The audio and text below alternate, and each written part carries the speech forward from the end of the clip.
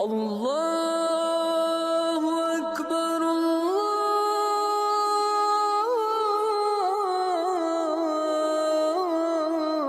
الله أكبر لا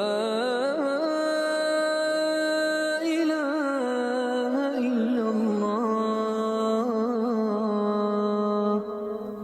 الحمد لله على إنعامه وإفضاله. الحمد لله كما ينبغي لجلاله وجماله وكماله، والصلاة والسلام على سيدنا محمد وعلى صحابته وآله، وأشهد أن لا إله إلا الله وحده لا شريك له، أول بلا ابتداء وآخر بلا انتهاء، وأشهد أن سيدنا وحبيبنا محمدا عبده ورسوله ومصطفاه من خلقه وخليله، البشير النذير الداعي إلى الله بإذنه والسراج المنير. اللهم صل وسلم وبارك على سيدنا محمد بن عبد الله القائم بحق الله، ما ضاق أمر إلا فرجه الله. اللهم صل على سيدنا محمد في الأولين، وصل على سيدنا محمد في الآخرين، وصل على سيدنا محمد في الملأ الأعلى إلى يوم الدين. يا أيها الذين آمنوا اتقوا الله حق تقاته ولا تموتن إلا وأنتم مسلمون. يا أيها الناس اتقوا ربكم الذي خلقكم من نفس واحدة وخلق منها زوجها وبث منهما رجالا كثيرا ونساء، واتقوا الله الذي تساءلون به والأرحام إن الله كان عليكم رقيبا. يا أيها الذين آمنوا اتقوا الله وقولوا قولا سديدا يصلح لكم أعمالكم ويغفر لكم ذنوبكم، ومن يطع الله ورسوله فقد فاز فوزا عظيما. اللهم اجعلنا وأحبتنا من الفائزين فضلا ونعمة منك يا أرحم الراحمين. أما بعد، عباد الله، يروي الإمام البخاري في صحيحه عن سيدنا الخباب بن الأرط رضي الله عنه وأرضاه قال: جئنا إلى رسول الله صلى الله عليه وسلم وهو متوسد بردة له في ظل الكعبة، فقلنا: يا رسول الله، ألا تستنصر لنا؟ ألا تدعو لنا؟ فقال رسول الله صلى الله عليه وسلم: قد كان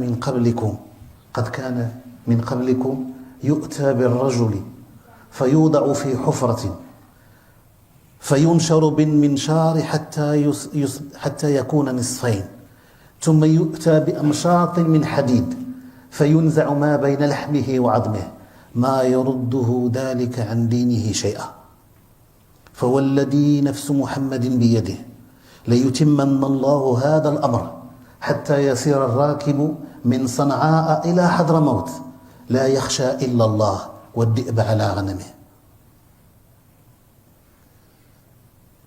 في خضم هذه الأحداث الحالية، أي الأحداث، احنا محتاجين نرجعوا للأساس، نرجعوا للأصل، والأصل هو كتاب الله عز وجل وسنة المصطفى صلى الله عليه وسلم.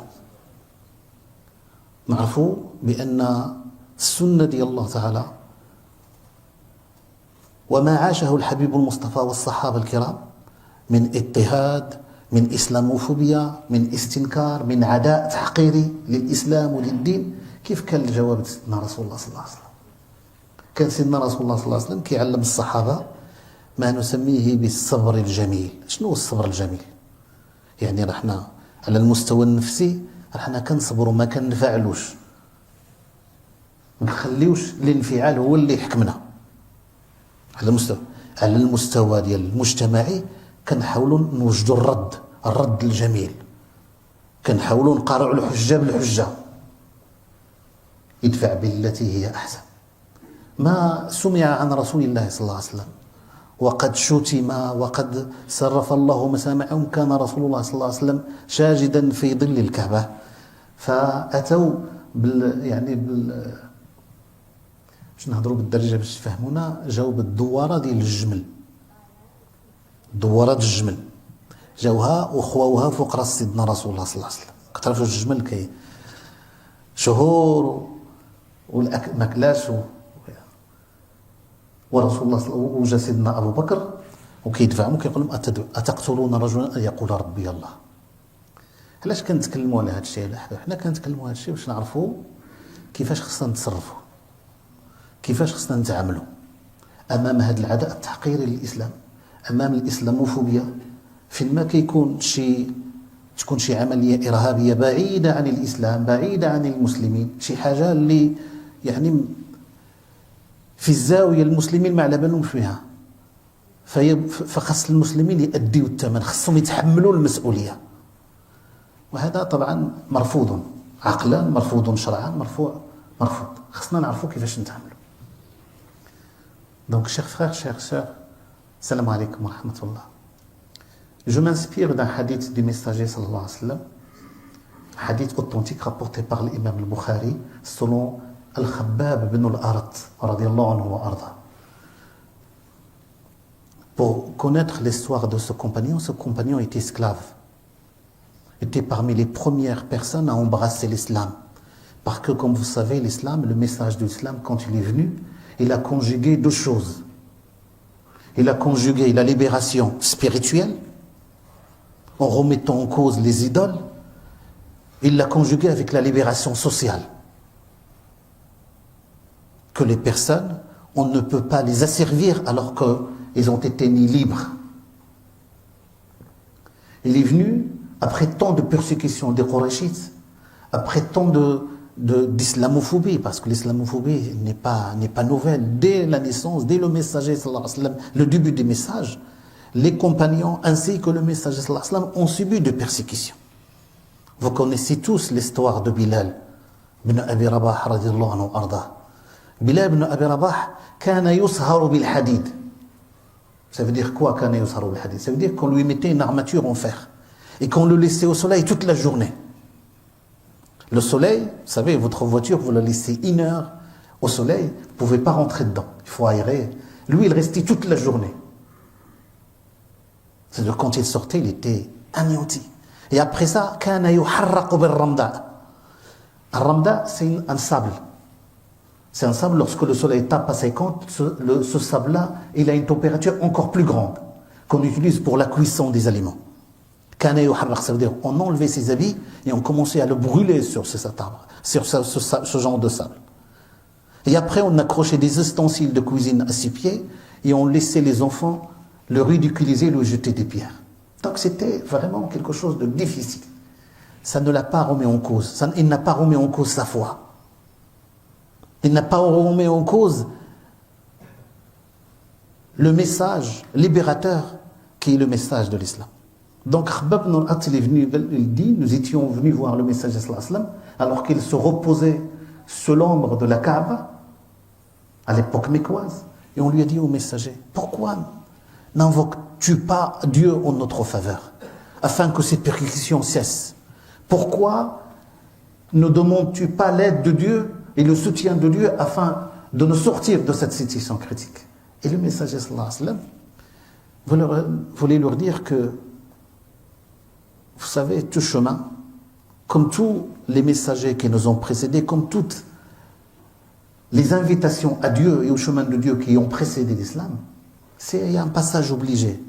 C'est que lorsqu'il y a un appel à l'élévation spirituelle, c'est tout à fait normal qu'il y a des contradicteurs. C'est tout à fait normal qu'il y ait des personnes, parce qu'on remet le système qu'a amené le messager sallallahu alayhi wa sallam, remettez en cause le système en place, l'esclavage. Juste une idée qui me vient à l'esprit, j'arrête le hadith ici.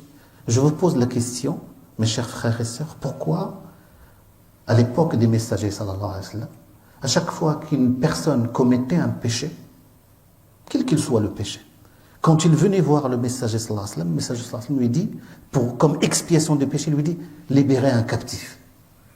Pourquoi? Pour quelle raison?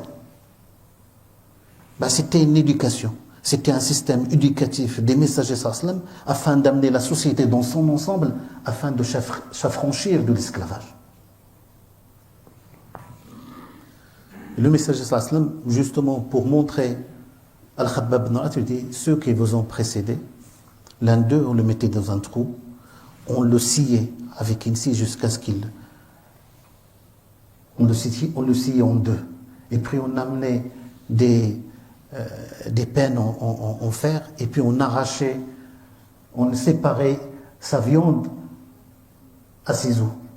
Cela ne remettait en rien sa foi. Il ne reniait pas sa foi. par Dieu, l'islam, cette invitation à se libérer, cette invitation à être en paix, cette invitation à être pour Dieu et vivre parmi les hommes, va s'élargir, va atteindre le maximum de personnes, qu'on le veuille ou non, jusqu'à ce que le voyageur va, vous savez, de Hadramaut, de Sanaa, qui est au Yémen, jusqu'à Hadramaut, qui est en Irak, c'est un voyage long et pénible, qui demande des mois et des mois. C'est juste une parabole. Le messager de l'Islam voulait leur dire que le musulman va voyager en paix, ne craignant que Dieu. Pourquoi parler de ce hadith? Il s'est inspiré de ce hadith, parce que ce hadith, il nous renvoie beaucoup d'enseignements. Et le premier des enseignements, c'est que notre foi va être mise à l'épreuve. À l'échelle personnelle, à l'échelle sociétale. Il va être mis à l'épreuve. Et que nous sommes amenés à revenir à l'essentiel, à approfondir notre foi, à savoir qui sommes-nous, à se définir pour mieux agir. C'est très important de savoir qui l'on est, quelle est notre véritable identité. Vous savez, mes chers frères et sœurs, la pire des ignorances, c'est celle qu'on a de notre propre identité. Un simple exemple. Beaucoup de musulmans aujourd'hui, beaucoup de musulmans, beaucoup de musulmanes, lorsqu'on parle d'islam et on veut définir l'islam, tout le monde le traduit par soumission. Être musulman, c'est être soumis à Dieu. Et n'en est rien. Ce n'est pas ça, malheureusement. Aslama, ce n'est pas istaslama. Se soumettre, c'est istaslama. في النحو في اللغة العربية, pour les connaisseurs, الزيادة في المبنى زيادة في المعنى. كاين أسلم ملي كنزيدوا على كنزيدوا في المبنى ديال الكلمة كيتزاد في المعنى. الزيادة في المبنى زيادة في المعنى. استسلم c'est se soumettre. أسلم c'est livrer quelque chose à quelqu'un. Il s'agit de livrer son âme, tout son être à Dieu. Donc là on est dans le don de soi, on n'est pas dans la soumission. Très important de savoir définir qu'est-ce que c'est qu'être musulman. Deuxième mot. Vous entendez, à chaque fois qu'il y a un attentat, on parle, vous savez, terrorisme et islamophobie font bon ménage. Terrorisme et islamophobie font bon ménage. Dès qu'il y a un acte terroriste, on remet en cause. Donc, ça veut dire que l'islam, on présente l'islam comme étant que le terrorisme est l'avatar de l'islam. Que l'islam est par essence une religion violente, la violence est intrinsèque à l'islam, et que l'islam pose un problème pour la paix dans le monde. Et n'en est rien, bien sûr. Mais l'emballement médiatique, l'exploitation politicienne de ces attentats font qu'on en arrive là, qu'on pointe des doigts une frange de la société, en l'occurrence les musulmans. Vous savez, mes chers frères et sœurs, le djihad, ce mot, il est dérivé du verbe jahada, qui veut dire faire effort, et en aucun cas faire violence. Faire effort. Jahada min al-juhd. قل استغفر الله استغفر الله الغفور الرحيم فيا فوز المستغفرين.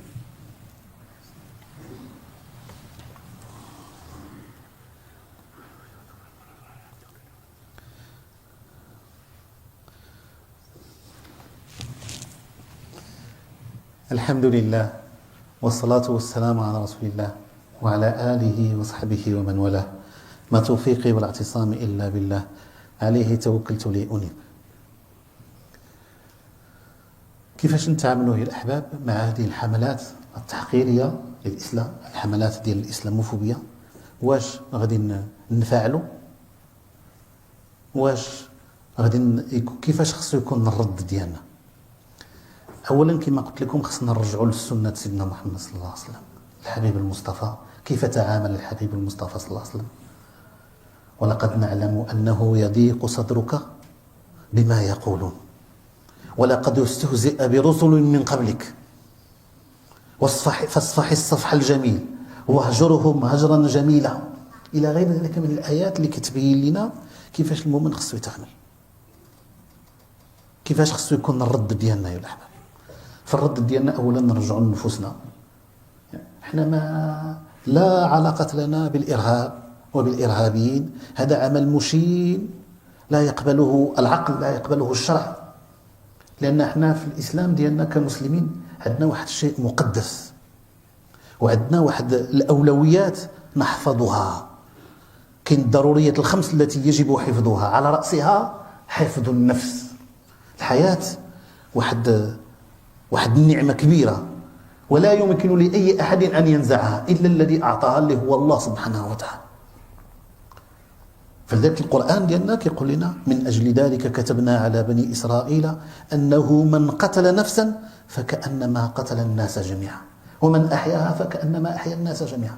يعني ابتداء من هنا المسلم يعني لا يمكن له المساس بالحياة.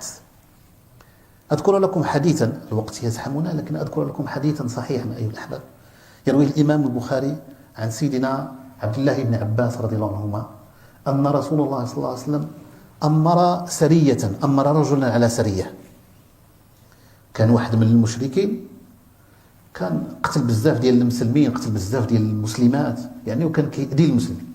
فالنبي صلى الله عليه وسلم قال لهم: هذاك خصكم يجب أن تقبضوا عليه باش يتحكم، لأن هذا الشيء اللي كيدير ماشي معقول. فهذاك الصحابي كيقول: أمرني رسول الله صلى الله عليه وسلم على سرية، فقلت لأصحابي: إذا لقيتم فلانا فحرقوه. هكذا الناس، بعض الناس كينفعلوا الانفعال، خصنا صافي نحيوه من الأرض ما يبقاش.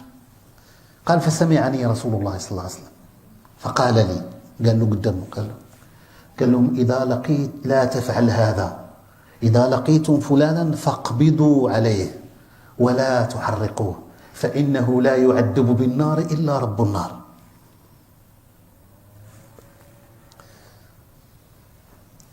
Chers frères et sœurs, Inch'Allah Ta'ala, le temps, malheureusement, qui m'est imparti, ne me laisse pas développer davantage, mais il est très important de s'arrêter sur certains points. Quand il y a un acte isolé, comme celui-là, c'est tout à fait normal. Nous sommes des humains, nous faisons partie intégrante de cette société, ce qui est, quand il y a un acte aussi cruel, aussi odieux que celui-là, notre indignation est sans équivoque. On n'a pas besoin d'être musulman pour le dénoncer ou pour le dire. Et on n'a pas de sympathie à avoir avec tel ou tel assaillant. Parce que la vie est sacrée. Et porter atteinte à une vie humaine, c'est remettre l'humanité tout entière en cause. C'est ce que dit le verset coranique. Quiconque tue une âme humaine, c'est comme s'il a tué l'humanité tout entière. Vous avez vu, peut-être, la vérité sort toujours de la bouche des enfants. Il y a une petite fille de 6 ans qui a écrit: quand un dessin ne nous plaît pas, on ne le tue pas. On en fait un autre qui est meilleur, qui est plus joli. Donc sur le plan de l'indignation, on n'a pas besoin d'être musulman. Sauf malheureusement qu'il y a une exploitation de cette fait qui reproche aux musulmans, qui fait endosser aux musulmans une sorte de responsabilité collective. On n'a rien à voir avec cet acte isolé. Je n'ai pas besoin de me désolidariser d'un acte dont je n'étais pas solidaire dès le départ. On n'a pas à endosser une quelconque responsabilité. Malheureusement, l'islam et les musulmans se retrouvent pointés des doigts. L'islam se retrouve stigmatisé. On colporte à son dos beaucoup de préjugés, parmi lesquels l'islam est intrinsèquement violent. Les musulmans seraient par essence violents parce que les versets coraniques sont violents, etc. Nous avons besoin, mes chers frères et sœurs, ne pas être dans la justification. On n'a pas besoin de se justifier, on n'a pas besoin d'être dans l'excuse, comme certains ont fait. On n'a pas besoin de s'excuser d'un acte qu'on n'a pas commis, dont on connaît ni les tenants ni les aboutissants. Par contre, on a besoin de comprendre notre foi. On a besoin de s'interroger. C'est quoi qui fait aujourd'hui, et c'est la société tout son ensemble qui doit s'interroger, c'est quoi qui fait aujourd'hui que certaines personnes, que certains jeunes se radicalisent? Le mot, je le mets entre guillemets, ou passe à l'acte. Nous devons nous interroger. Et c'est pour cela que nous devons comprendre notre identité, notre référentiel spirituel, la parole de Dieu, la parole de Muhammad sallallahu alayhi wa sallam. C'est très important. Pour vous citer une histoire et pour comprendre cela, que le mot islam est dérivé de salam, paix. Et que Allah subhanahu wa ta'ala, parmi ses noms glorieux, c'est as-salam, la paix. Et que le musulman, 5 fois par jour, il invoque Dieu par son nom glorieux. Allahumma anta as-salam wa minka as-salam tabarak ya dal jalal wal ikram. C'est dire que être en paix, que promouvoir la paix, cela relève du sacré. Cela relève de la relation intime avec Allah subhanahu wa ta'ala. Omar ibn Khattab, deuxième calife de l'islam, quand il est venu à Jérusalem, les Arabes, les musulmans ont été accueillis, que ce soit en Syrie, par les chrétiens de Syrie, par les chrétiens de Palestine et plus tard par les chrétiens d'Égypte, comme libérateurs. Omar ibn Khattab, quand il est venu à Jérusalem, il a été accueilli par le patriarche de Jérusalem. Aucune goutte de sang n'est tombée. Jérusalem était sous le joug des Byzantins, de l'Empire byzantin. Et Omar ibn Khattab, quand il est venu, quand il a assiégé Jérusalem, jusqu'à ce que les Byzantins la laissent, il est rentré en libérateur. Il a nettoyé de ses propres mains le mont sacrificiel, le mont où Sayyidina Ibrahim a effectué le sacrifice, qui était devenu un dépôt d'ordures. Il l'a nettoyé de ses propres mains, reconnaissant sa sacralité pour les 3 religions. Quand il fait inviter par le patriarche de Jérusalem, regardez quand vous vivez une foi sincère, une forte spiritualité, regardez comment le musulman agit. Omar ibn Khattab fait inviter à effectuer la prière dans l'église du Sacré-Cœur. Il a refusé. Beaucoup de personnes pensent qu'il a effectué, il a refusé. Pourquoi il a refusé? Ce n'est pas un déni de l'autre. Ce n'est pas parce qu'il ne reconnaît pas l'autre. Il a refusé parce qu'il craignait qu'il se transforme en mosquée après lui. Vous voyez, c'est ça notre référentiel spirituel. C'est ça le fait de vivre une foi, d'être en paix et de le promouvoir. Ces valeurs de respect, de spiritualité, c'est très important de le connaître.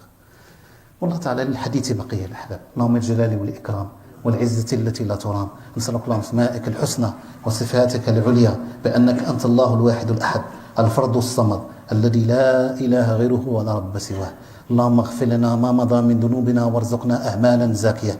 اللهم طهر قلوبنا من النفاق وأعمالنا من الرياء وأعيننا من الخيانة وجوارحنا من المعاصي وألسنتنا من الكذب. اللهم طهر قلوبنا من النفاق والشقاق وسوء الأخلاق. اللهم زكي أنفسنا. اللهم ملكنا أنفسنا نتبع الهدى. رقنا عندك في مقعد الصدق دائما أبدا. اللهم اغفر لوالدينا. اللهم ارحمهم كما ربونا صغارا. اللهم ازم الحسنات إحسانا وعن السيئات تجاوزا وغفرانا. واغفر للمؤمنين والمؤمنات والمسلمين والمسلمات الأحياء منهم والأموات. اللهم احفظنا من كل سوء. اللهم احفظنا من كل سوء. اللهم كن لنا وليا ونصيرا وظهيرا ومعينا. اللهم اشف مرضانا وارحم موتانا واختم بالباقيات الصالحات أعمالنا. وصل اللهم وسلم وبارك على حبيبنا محمد. وقوموا لصلاتكم رحمكم الله. الله أكبر.